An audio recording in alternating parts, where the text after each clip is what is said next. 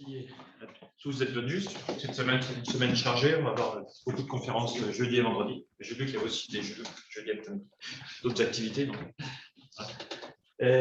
Donc, cette présentation va s'intéresser aux zones d'écoute personnalisées et on va s'intéresser plus particulièrement à deux applications. Une application automobile, donc c'était dans le travail été réalisé avec Peugeot, PSA, maintenant Stellantis, dans le cadre de la thèse de Luca Vindrola, et la deuxième partie, pour la partie plutôt habitation, on va dire, domestique.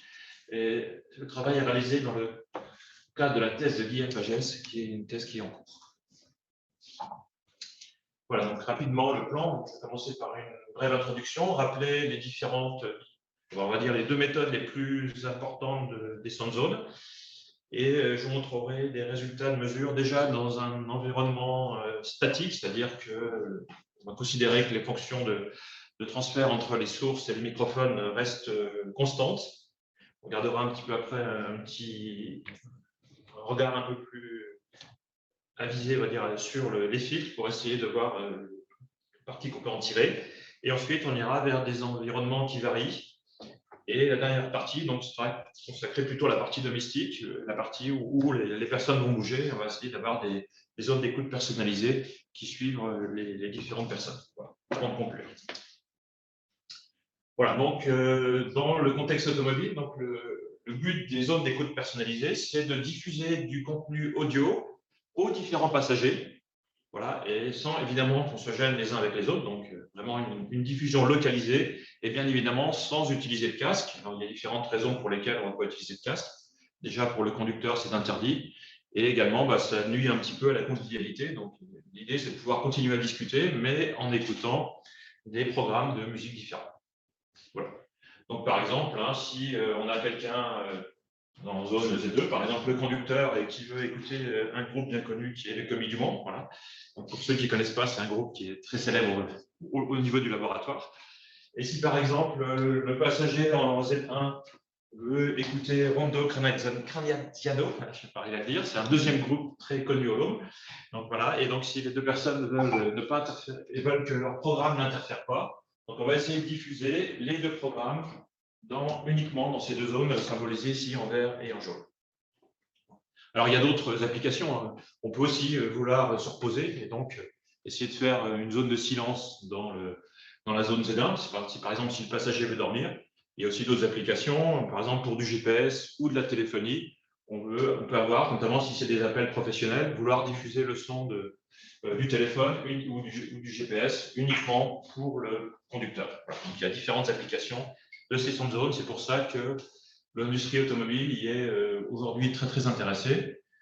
Et notamment avec le développement des voitures autonomes, où là, le conducteur aura moins de choses à faire, donc plus de temps pour avoir des activités de loisirs. Voilà, donc les différentes solutions, je parle des casques ici, finalement, qu'on va proscrire parce que ça tue trop la convivialité. On peut aussi utiliser des sources paramétriques. Donc ça, c'est une solution qui est aujourd'hui testée par Renault, qui investit dans une entreprise qui s'appelle Acoustic Art. Merci. Voilà. Et voilà, donc là, ça permet de faire des faisceaux très, très directifs. Après, les niveaux sonores sont très, très élevés, donc il y a encore des doutes sur les effets sur la santé. Mais voilà, c'est des gens qui sont en train d'étudier pour voir les effets sur la santé à long terme.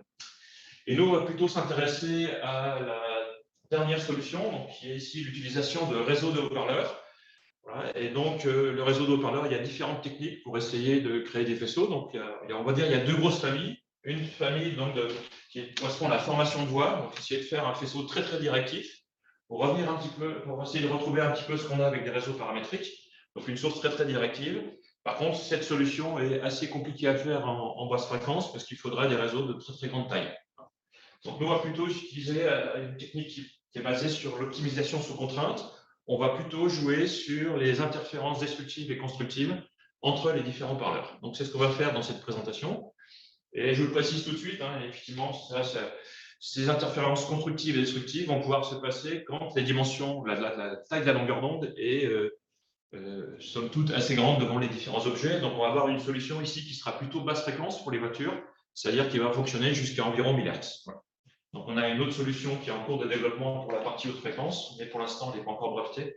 Donc, je ne peux pas en parler, mais je vais revenir une autre fois pour en parler. Voilà.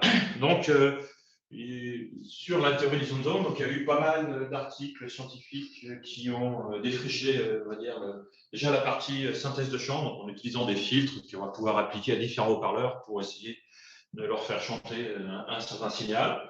Et le terme de son zone avait commencé à apparaître en 97, et depuis, donc par une publication de Quick-Stein et Garas, et depuis, on a eu beaucoup de publications, notamment de la part de l'ISVR en Angleterre et en Corée de KAIST. Voilà.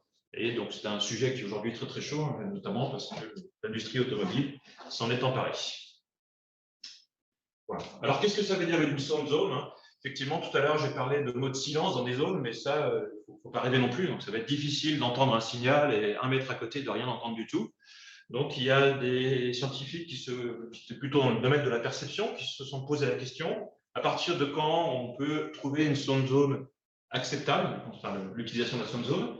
Et ils ont défini le concept de distraction, voilà, c'est-à-dire j'écoute un programme musical et à partir de quand je ne suis pas distrait par l'autre programme. Voilà. Donc, et ils ont fait différentes études avec différents types de programmes et ils ont trouvé que lorsque le contraste, la différence de dB entre les deux zones est supérieur à 26-29 dB, on peut considérer qu'on n'est pas dérangé par notre programme.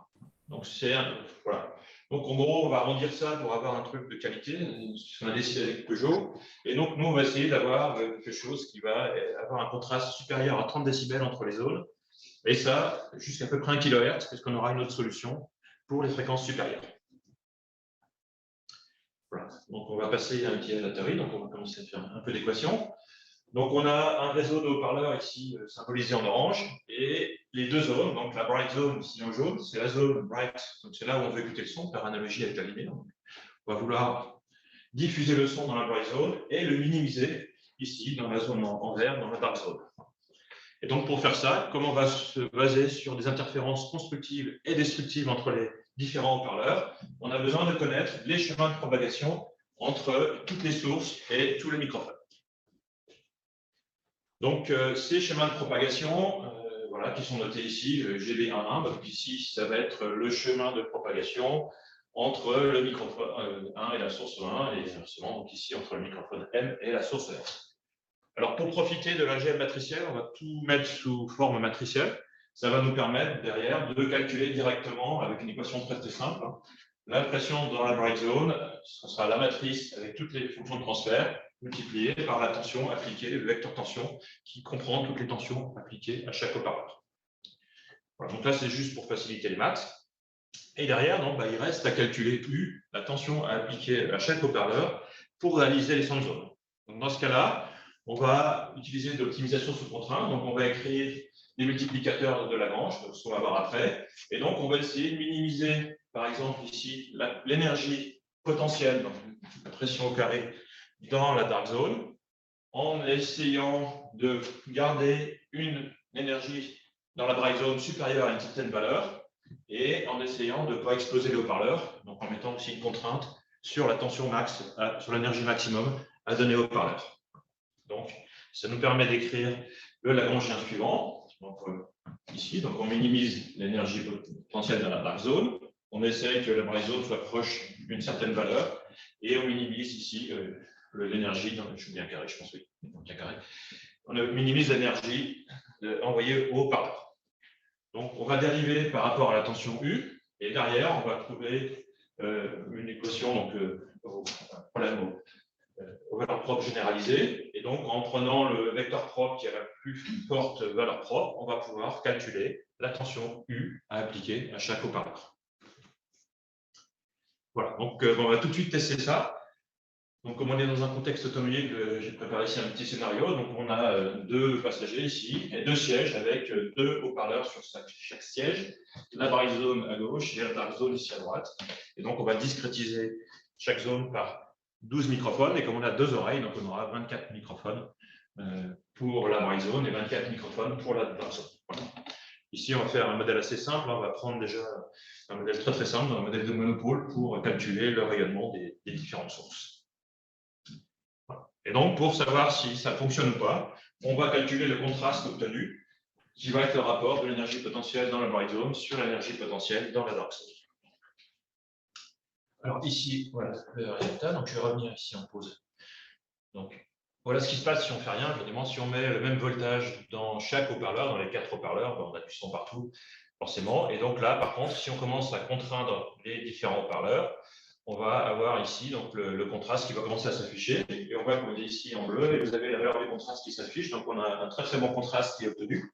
Voilà, donc ici, sans filtre, avec le filtrage, la valeur du contraste pour différentes fréquences. Donc, on a quelque chose qui fonctionne pas mal. Alors, effectivement, c'est simple, c'est des simulations sans champ libre. Donc, c'est un scénario certes simplifié, mais qui a l'air de fonctionner. Alors, par contre, si on prend ce système et qu'on regarde un peu plus en détail, si je regarde les phases sur 2 microphones symétriques sur les deux, proches des 2 oreilles du passager, donc le microphone rouge pour l'oreille droite et le microphone bleu pour l'oreille gauche. Donc ici, c'est chaque point de la dark zone, de la bright zone à gauche en bleu, et chaque point de la bright zone à droite en rouge. Voilà. Donc on voit que la phase est pas du tout, l'écart de phase entre les deux n'est pas du tout constant. Et ici, comme on a envoyé un signal mono, on serait attendu à ce que les courbes rouges et bleues, les deux réseaux de courbes rouges et bleues se superposent. Voilà. On a un signal mono, on voudrait que le signal soit centré au niveau des oreilles, et ce n'est pas du tout le cas. Donc ça, c'est un des problèmes de cet algorithme. Comme on ne contrôle pas la phase, elle fait un petit peu ce qu'elle veut. Enfin, elle fait ce que la physique va lui demander. Et donc, on va avoir à certaines fréquences le son qui arrive en premier à l'oreille droite ou à l'oreille gauche. Donc, on a une mauvaise localisation. Alors, pour contrer cet effet, un autre algorithme a été développé, donc, qui s'appelle l'algorithme de pressure matching. Et donc, cet algorithme, lui, va minimiser la pression dans la bright zone par rapport à une pression cible, pression target ici. Voilà. Et donc, cette pression ici, vous voyez, on minimise avant de passer au carré, c'est-à-dire que ici, à la fois l'amplitude et la phase du signal vont être contraintes. Voilà. Donc, toujours, même chose, hein, on essaye de minimiser l'énergie dans la dark zone et en minimisant toujours les commandes haut-parleurs. Donc, à la fois, ce qui est important, c'est qu'on contraint la phase, et donc, il faut choisir derrière une pression cible, et ça, on fait un peu ce qu'on veut. Donc, généralement, ce qui est assez intelligent de faire, c'est d'essayer de prendre une pression que les haut-parleurs vont naturellement faire. Donc, pour le conducteur, ici, si on veut la bright zone au niveau du conducteur, on va calculer la pression cible comme la pression rayonnée par les deux haut-parleurs qui sont proches des oreilles. Donc, ça, on est sûr que normalement, on sait le faire. Donc, on va pouvoir continuer à le faire. Voilà. Donc, derrière, on a un nouveau Lagrangien qu'on va dériver par rapport à U et on obtient les commandes. Et cette fois-ci, on n'a pas de problème aux valeurs propres généralisées. On a une solution qui est directement explicite. Donc, c'est encore plus simple à trouver. Et donc, on peut obtenir directement le vecteur des tensions de haut-parleurs en utilisant cette formulation. Alors, il y a d'autres chiffres ici. Vous voyez qu'il y a un facteur kappa écrit ici. Voilà. Donc, ce facteur kappa va être utilisé pour essayer de faire un espèce de potentiomètre entre la qualité du son dans la bright zone, est-ce que je respecte bien l'amplitude de la phase, et le contraste entre les deux zones. Voilà. Donc, plus kappa est grand, plus on va jouer sur le contraste, parce qu'on pilote ce qui se passe dans la dark zone, et plus kappa est petit, plus on va jouer sur la qualité de la reproduction dans la bright zone. Donc, c'est une espèce de potentiomètre pour essayer de jouer plus ou moins sur la qualité du son dans la bright zone et sur le contraste. Voilà, donc même chose que tout à l'heure, donc on joue ici.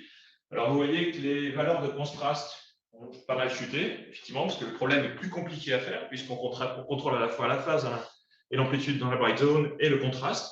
Voilà, mais ça marche toujours, on a toujours un contraste qui est des fois très très haut, mais des fois qui descend un petit peu dans les 20 dB. Et surtout, ce qui va être plus intéressant derrière, juste avant de montrer les indicateurs, je vais déjà passer directement à la phase. Vous voyez ici, entre la droite et la gauche, vous voyez que tous les réseaux de courbes sont quasiment égaux. Donc, les phases à droite et à gauche, pour chaque microphone qui sont symétriques, on a à peu près les mêmes phases. Ça veut dire qu'ici, pour un signal mono, le son sera bien localisé au centre. Donc, pour cette partie-là, on a gagné. Voilà. Et donc, maintenant, on a des nouveaux indicateurs que l'on peut regarder. On a toujours le contraste, l'indicateur qu'on avait tout à l'heure. Mais je peux aussi définir une erreur dans la bright zone, puisque j'ai fourni une pression cible. Je peux regarder est-ce que je suis plus ou moins loin de cette pression cible? Et c'est cet indicateur erreur qui va le donner. Et on peut aussi calculer un effort. Est-ce que c'est compliqué pour les haut-parleurs de réaliser la contrainte qu'on lui a donnée?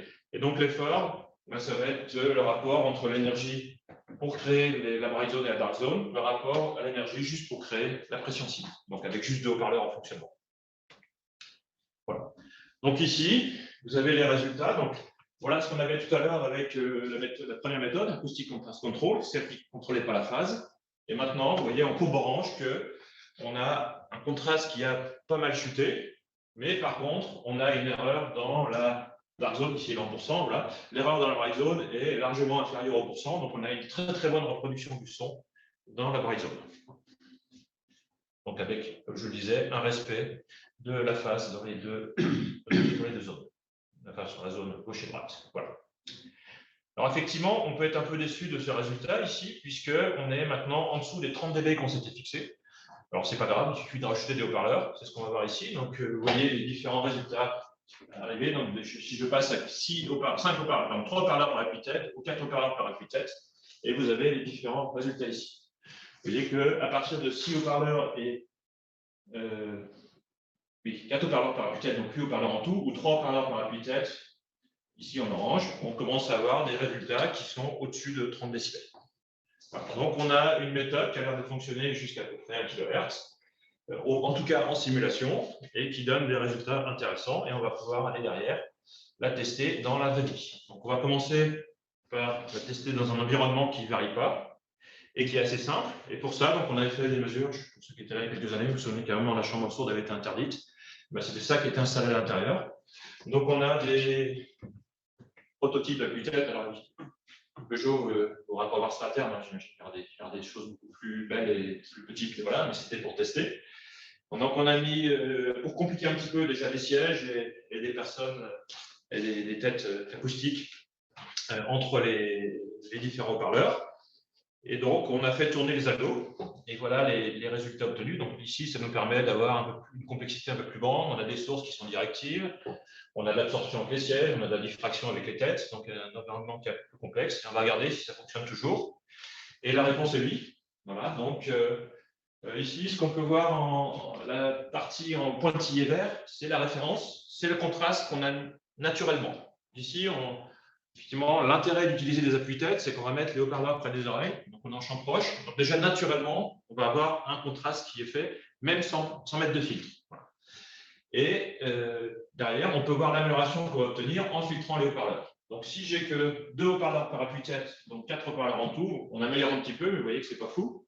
Par contre, quand on commence à avoir 3 ou 4 haut-parleurs par appui-tête, on voit que ici, on gagne presque 20 dB, ou même plus de 20 dB quand on a 4 haut-parleurs par appui-tête, et donc ça permet de passer au-dessus des 30 dB fatidiques. Voilà. Donc vous voulez avoir au moins 40 dB, parce que là, on est dans un environnement assez simple, en champ libre. Voilà, et également, alors ici, il y a 40%, on avait 10,2%, voilà, on a à peu près la même erreur que ce qu'on avait en cible. Voilà, donc on a compliqué un petit peu les choses en rajoutant des panneaux pour faire de la réflexion. Et voilà les résultats obtenus, ça continue de bien marcher. Et ce qui est intéressant à voir sur la courbe de gauche, c'est qu'on voit que quand on est en champ libre, il y a peu de différence entre la version 3 haut-parleurs ou 4 haut-parleurs par appui-tête. Mais effectivement, dès qu'on met des réflexions sur les côtés, il y a une forte amélioration dans le fait d'utiliser 4 haut-parleurs par appui-tête. Ce qui est normal, parce qu'on a des réflexions sur le bord. Donc, les haut-parleurs qui étaient à l'extérieur, qui ne faisaient pas grand-chose avant, maintenant, ces haut-parleurs-là vont pouvoir supprimer des réflexions qui arrivent par les panneaux latéraux. Voilà, donc on était content, ça continue de bien marcher. Et donc, derrière, il faut aller dans une voiture. Donc, les mesures qui ont été faites dans la chambre sourde de PSA. Voilà, dans une voiture. Donc, toujours les mêmes appui-têtes et les mêmes têtes acoustiques. Donc, véhicule à l'arrêt pour l'instant. Voilà, et donc, cette fois-ci encore, donc on voit que la réverbération de la voiture, ça continue de bien fonctionner. On est toujours largement au-dessus de 30 jusqu'à peu près 500-600 Hz. Après, on a des fréquences où ça descend, mais bon, globalement, voilà, ça reste pas mal. On s'attendait à pire quand on est dans la voiture. Donc, on a une solution qui continue de fonctionner en environnement réel. Voilà. Alors, si on regarde les filtres, alors, si on regarde déjà la littérature sur les filtres, il y a plusieurs façons de les calculer. Donc ici, je vous ai présenté pour ceci de simplification et d'explication, je vous ai présenté des filtres qui sont calculés fréquence par fréquence. Donc, on calcule les poids pour toutes les fréquences et on fait une transformée de Fourier inverse pour retrouver la réponse impulsionnelle du filtre appliquée au haut-parleur. Alors ça, c'est un calcul qui se fait assez bien, mais on peut aussi faire un calcul directement dans le domaine temporel en utilisant des matrices de convolution, ou autrement appelées matrices de Toeplitz. Et donc on a comparé les deux façons de faire et on voit que lorsqu'on a des sources qui sont assez proches des oreilles, on a un problème qui est plutôt bien conditionné. Et résoudre le problème dans le domaine fréquentiel ou dans le domaine temporel donne exactement la même chose. Voilà. Alors, il y a des petites différences en dessous de 100 Hz. C'est parce que les sources les haut-parleurs commencent à plus rayonner grand-chose, donc il y a une influence de bruit qui fait qu'il y a des différences entre les deux méthodes puisque la régularisation n'est pas la même. Et donc, voilà les réponses impulsionnelles des filtres qu'on a obtenus. Alors ici, je vous rappelle que le passage, alors vous avez les haut-parleurs qui vont de gauche à droite. Je vous rappelle la bright zone, la tête est entre ces deux haut-parleurs ici. Et on s'aperçoit que les deux filtres qui sont trouvés pour les haut-parleurs qui font la pression cible, c'est 2 Dirac. C'est normal puisque c'est la pression qu'on essaie de reproduire. On a mis les Dirac pour créer cette pression cible. Donc, c'est normal de retrouver les Dirac à la fin. Donc, l'algorithme marche bien, mais on retrouve bien la pression cible avec peu d'erreurs. Donc, finalement, on s'est posé la question, puisqu'on retrouve des Dirac, et c'est ce qu'on a demandé, pourquoi calculer ces filtres, parce qu'on connaît leur forme. Et donc, pendant la thèse de Lucas, on a développé une modification de la théorie de pressure matching, qui est la théorie du force pressure matching. Donc, il y a des filtres qu'on connaît déjà, puisqu'ils sont le résultat de la pression cible qu'on a choisie. Donc, on ne va pas les calculer. Donc, on va séparer en deux les commandes de haut-parleurs avec des filtres qu'on force et d'autres filtres qui vont faire le contrôle des zones. Alors, pourquoi? Parce que ça va permettre d'avoir derrière des matrices qui sont plus petites. Et si on veut calculer en temps réel dans la voiture les filtres, ça permet d'avoir des électroniques plus simples et derrière qui va coûter moins cher. Alors, donc ça c'est la partie, on va dire, commerciale. La partie scientifique qui est intéressante, c'est parce que si on réécrit la théorie, alors je vous ai épargné les pages de calcul pour y arriver, mais derrière, c'est presque la même façon de calculer les filtres, sauf que les matrices sont plus petites, puisqu'on a maintenant que les haut-parleurs à calculer.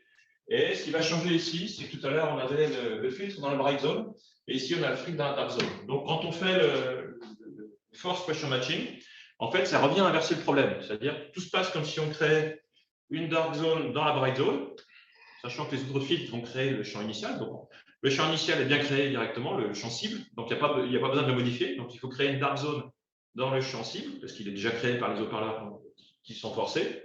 Et on va créer derrière une bright zone dans l'autre zone pour compenser les effets de la dark zone. Donc, ça inverse un peu les deux problèmes. Donc, scientifiquement, c'est un peu intéressant. Mais surtout, ce qui intéressait le Peugeot, c'est qu'on va gagner de complexité. Donc, si on doit stocker les filtres, on gagne 25% dans notre cas de stockage et de temps de calcul, on va gagner 21% s'il faut rechanger les filtres en temps réel.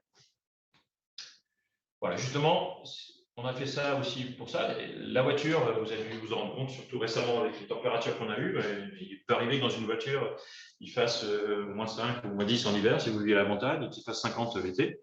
Donc, effectivement, des fonctions de transfert entre haut-parleurs et microphones qu'on a mesurées à 20 degrés vont être très, très différentes, des valeurs un peu extrêmes. Alors, bizarrement, ce n'est pas ce qui inquiétait le plus Peugeot, puisque aujourd'hui, la plupart des voitures de luxe sont un série système, sont climatisées. Donc, en quelques kilomètres, on va retrouver les températures habituelles. Mais ce qui est plus gênant pour Peugeot, c'est qu'on est tous petits ou grands, et donc on va pouvoir changer la position des sièges. Et les fonctions de transfert qu'on aurait mesurées à une certaine position de siège peuvent changer quand on fait varier les sièges. C'est ce qu'on a étudié. Voilà, donc on a étudié différentes positions. On a différentes modifications qu'il peut avoir dans l'habitacle d'une voiture. Bon, on peut être tout seul, on ne va pas mettre aussi ces notions de zone en route, mais si on est 2 passagers ou 5 passagers, l'absorption des passagers va aussi changer les fonctions de transfert. La position des sièges, la hauteur, voilà, on est plus ou moins grand, la hauteur de la tête dans le pui-tête, et ainsi de suite. Donc, température, l'humidité. Et on peut aussi avoir des haut-parleurs qui vieillissent. Donc, on a déjà regardé comment est-ce que ça modifiait le rendu des sons de zone ici. Donc, on avait fait un scénario avec différentes positions. Donc, chaque siège peut être bougé de plus ou moins 6 cm. Donc, on peut être en position 0, moins 6, moins 12, et ainsi de suite. Pareil pour la bright et pour la dark zone. Et voilà le résultat. Donc, je vais vous expliquer comment lire ces courbes. La courbe rouge, c'est le contraste entre le bright zone et la dark zone que je peux obtenir quand j'ai calibré au bon endroit. C'est-à-dire, j'ai mis mes 2 sièges à moins 12, par exemple, et j'ai tout calibré à moins 12. Donc, voilà ce qui va se passer. Voilà. Alors ici, je crois que non, je ne bouge pas le siège de la bright zone et je bouge le siège de la dark zone. Voilà. Donc le contraste obtenu ici en rouge, c'est quand j'utilise les bonnes fonctions de transfert à chaque position. Maintenant, la courbe bleue, vous voyez, ce qui est dégradé, c'est lorsque j'utilise des fonctions de transfert mesurées en 0, mais à d'autres positions. Alors si j'utilise en 0, c'est normal, je trouve la même courbe. Par contre, si j'utilise des fonctions de transfert multipliées à la position 0 à plus 6 cm ou à plus 12, vous voyez que tout ce qu'on avait bien fait avant est considérablement endommagé. Voilà. Alors peut-être pas en très basse fréquence, parce que les longueurs d'onde sont grandes, mais on voit que ici, finalement, je me rapproche très proche du contraste qu'on avait naturellement. Donc autant pas filtrer. Il y a même des endroits où je suis moins bon que le contraste que j'avais naturellement. C'est-à-dire que les filtres que j'ai mis dedans, parce que je ne suis plus à la bonne position, détériorent les sons de zone. Donc ça, c'était une mauvaise nouvelle. Et donc derrière, on s'est posé des questions, comment changer tout ça. Donc on a mis plusieurs possibilités. Par exemple, il y a la possibilité d'avoir une espèce de dictionnaire de toutes les fonctions de transfert. Donc, mesurer les fonctions de transfert à toutes les positions, les utiliser, puisque notamment sur les voitures qui coûtent un peu cher, on connaît la position, parce que le mouvement se fait électriquement, donc on connaît la position du siège. Donc on pourra avoir une mesure qui est faite pour chaque position et derrière utiliser les bonnes fonctions de transfert. Alors on a assez vite écarté parce que voilà, le temps de calibration est très très long, donc on n'est pas parti sur une solution type dictionnaire. Il y a une solution de type 3 mesures, c'est-à-dire que vous vous placez et puis il pourrait y avoir pendant 15, 20, 30 secondes l'algorithme qui calibre. Après, ce n'est pas forcément agréable d'avoir des sons de calibration dans les oreilles pendant 30 secondes. Donc, on a aussi écarté cette possibilité. Et la dernière solution, c'était d'utiliser une méthode adaptative qui va corriger les filtres en fonction de ce qui se passe dans la voiture. Voilà. Donc, on a un algorithme adaptatif qui va utiliser une approximation des fonctions de transfert, puisqu'on les a mesurées en 0. On sait que les fonctions de transfert en 6, en plus 6, plus ou moins 6 ou plus ou moins 12, sont certainement pas très lointaines, elles sont plus vraies, mais elles ne sont pas si fausses que ça. Donc on va les utiliser, et derrière, on va avoir des microphones qui vont mesurer l'erreur entre le contraste attendu ou le signal attendu aux différentes zones, et on va corriger les filtres pour derrière retrouver un contraste acceptable. Donc, je vous montre directement. Donc, on a utilisé un des algorithmes les plus simples, c'est l'algorithme FXLMS, qui est un algorithme LMS, pardon, qui permet derrière de contrôler tout ça. Donc, on va prendre par exemple une des positions qui ne marchait pas trop bien. Voilà, en bleu, je vous rappelle, c'est qu'on avait dégradé. Et ici, l'effet en rouge, jaune et blanc, l'effet du filtre FXLMS pour différentes conditions, c'est-à-dire lorsqu'on lui donne différentes conditions d'initialisation. Voilà. Donc, soit les filtres qui avaient la position précédente, ou soit les filtres où il ne met pas de filtre, il va apprendre directement les filtres, donc c'est plus long. Mais on voit donc que quand on lui donne les filtres qui avaient la position 0, même ici, il va reconverger assez rapidement. Alors ici, c'est des convergences qui ont été faites au bout de 30 secondes. On voit qu'au bout de 30 secondes, on va retrouver un contraste qui est acceptable. Donc ici, avec cette méthode, on va pouvoir adapter les filtres pour corriger les changements qui vont apparaître dans la voiture. Donc ici, je vous ai montré des changements de position de siège. On a aussi testé la hauteur de l'appui-tête, le fait de mettre différentes personnes, et on n'a pas toujours les mêmes résultats. Voilà. Donc, voilà où on est avec PSA, une petite conclusion. Donc, on a à peu près finalisé, en tout cas pour la partie recherche, puisque maintenant, c'est plutôt les équipementiers automobiles qui vont s'emparer du sujet pour essayer de mettre ça sur les voitures du futur. Et pour l'instant, c'est toujours en cours pour PSA et ils prévoient de le sortir sur une voiture qui devrait sortir d'ici 5-6 ans. C'est très en amont pour essayer d'avoir le système. Et donc là, ils ont fait appel à des équipementiers automobiles pour leur développer des sound zones en utilisant ce procédé dans 5-6 ans. Pour la partie basse fréquence, donc la partie haute fréquence, pour l'instant, je n'en parle pas. Voilà, donc sur les sound zones, on a une deuxième thèse qui est en cours, donc, qui est sur les sound zones mobiles. Donc, un des intérêts de la voiture, c'est que la voiture, c'est à la fois compliqué et simple. Compliqué parce qu'il peut y avoir des gros changements dans l'environnement sonore, mais simple parce qu'on sait où sont les têtes. C'est-à-dire que quand on est assis dans un fauteuil, on sait à peu près un petit volume, on sait où vont être les oreilles. Lorsque vous voulez des sound zones chez vous, par exemple, pour écouter des programmes différents dans la même pièce, vous pouvez bouger dans une pièce et donc vous n'êtes pas toujours au même endroit. Et donc là, le problème se complexifie pas mal. Donc là, l'idée, c'est d'essayer de suivre le mouvement des personnes et en faisant suivre les zones derrière, essayer de le voir. Donc derrière, hein, puisqu'on a des choses qui varient dans le temps, le plus simple, c'est d'aller vers des implémentations temporelles du système. Et donc, ici, je vous ai représenté les matrices de convolution qui sont utilisées. Voilà, donc, par exemple, ici, la matrice de convolution de la source L vers le microphone M qui va s'écrire. Et pour écrire ces matrices de convolution, on va décaler la réponse impulsionnelle. Donc, voilà, à la colonne suivante, on va la décaler de 1, et ainsi de suite, pour à la fin avoir la réponse impulsionnelle qui est à la fin. Et donc, ça permet, en faisant une simple multiplication matricielle, d'effectuer la convolution. Ça permet d'avoir des calculs plus simples. Alors ça, c'est juste pour des couples, un couple haut-parleur microphone dans la bright zone ou un couple microphone haut-parleur dans la dark zone. Et évidemment, comme on a tout qui fonctionne en même temps, on va créer des matrices de matrices. Donc voilà, chaque matrice pour un haut-parleur, un microphone. On va faire des matrices de matrices, mais on va écrire les mêmes choses. Et donc derrière, on va avoir typiquement à la fin le même type d'équation. C'est-à-dire que si je veux faire la convolution de toutes les sources avec les poids qui lui sont appliqués, il suffit juste de faire une multiplication matricielle entre le vecteur des sources appliquées, des réponses impulsionnelles appliquées à chaque source, avec les matrices de convolution. Et donc, on aura le signal temporel calculé dans la bright ou dans la dark zone. Donc, finalement, on a mathématiquement le même type de forme, même si dans le cas fréquentiel, c'est des multiplications et dans le cas temporel, c'est des convolutions. Mais derrière, donc, on va pouvoir de nouveau contraindre avec, ici, toujours un engin de pressure matching. Et si vous regardez, on retrouve la même formulation mathématique, c'est juste que les transformés hermitiennes se sont transformés en transposés. Voilà. Alors ici, c'est la théorie qui reste la même pour des sources fixes, maintenant, ou des zones fixes, pardon. Si les zones bougent, eh bien, il va falloir adapter les réponses impulsionnelles à chaque cas. Et donc ici, on va avoir un nouvel indice qui va être introduit. Ici, c'est en fonction de la position de la zone.